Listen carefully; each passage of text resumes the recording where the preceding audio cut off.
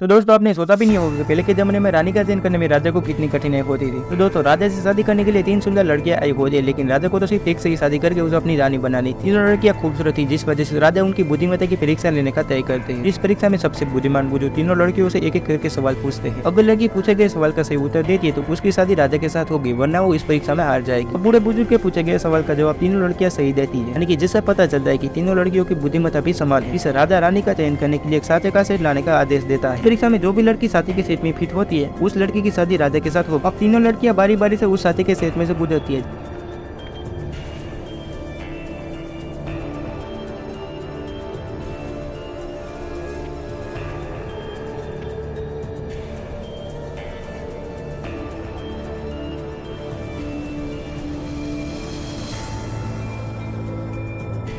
लड़कियां बारी बारी से उस साथी के सेट में से गुजरती है, जिसमें तीनों लड़कियां साथी के सेट में अच्छी तरह से फिट होती है। इससे राजा उनकी आखिरी और कठिन परीक्षा लेने का तय करती है। इस परीक्षा में वो अपने सेवकों को कहकर एक मेज को मंगवा दे और उस पर 3 शराब के गिलास रखवाते हैं। वो लड़कियों से कहते हैं, देखो इन 3 गिलास में से एक गिलास में जहर है, और प्रदर्शन करने के लिए अपने सेवकों को गिलास पीने का आदेश देता है। इसे पीते ही एक सेवक जमीन पर नीचे गिर के मारा जाता है, जिसे देखकर तीनों लड़कियां चौंक जाती है। दोस्तों तीनों लड़कियों की आंख पर पट्टी बांधी जाती है और गिलास में शराब डालकर उनकी जगह भी बदल दी जाती है। अब लड़कियों के यहाँ से पट्टी को खोल दिया जाता है। अब राजा उन्हें पहले ही बता देता है कि आप बेझिझक होकर चुनौती से पीछे हट सकती। तभी एक लड़की राजा से माफी मांगी चुनौती से पीछे हट जाती है। अब बाकी 2 लड़कियां बचती है जो चुनौती को एक्सेप्ट कर लेती है। राजा के आदेश पर एक लड़की 3 गिलास में से एक गिलास को चुनने आगे बढ़ती, लेकिन वो डर जाती है और चुनौती से पीछे हट जाती। तभी दूसरी लड़की बिना डरे सीधे एक गिलास को उठा के पी ले। तभी वापस से राजा पहली लड़की को मौका देता है, लेकिन लड़की इस बार भी गिलास उठाने में हिचकिचा रही होती है और आखिर में गिलास को उठा भी लेती है, लेकिन वो गिलास को अपने मुंह के पास ही रोक देती है, क्योंकि उसे डर था कि इस गिलास में जहर होगा तो शायद मर भी सकती है। जिसे देखकर दूसरी लड़की उस गिलास को भी पी लेती है और टेबल पर रखे गिलास को भी पी लेती है, लेकिन वो नहीं मरती, क्योंकि वो समझ गई थी कि राजा ने एक भी गिलास में जहर नहीं डलवाया, वो तो उनकी परीक्षा ले रहा था। और ये बात दूसरी लड़की समझ गई और उसे ये भी पता चल गया होता है कि राजा कैसे वो मरने का नाटक कर रहा था। लड़की की बात सुनकर राजा अब समझ गया होता है कि यही लड़की है जो उसके साथ शादी करने योग्य है। इस वजह से राजा उससे शादी कर लेता है।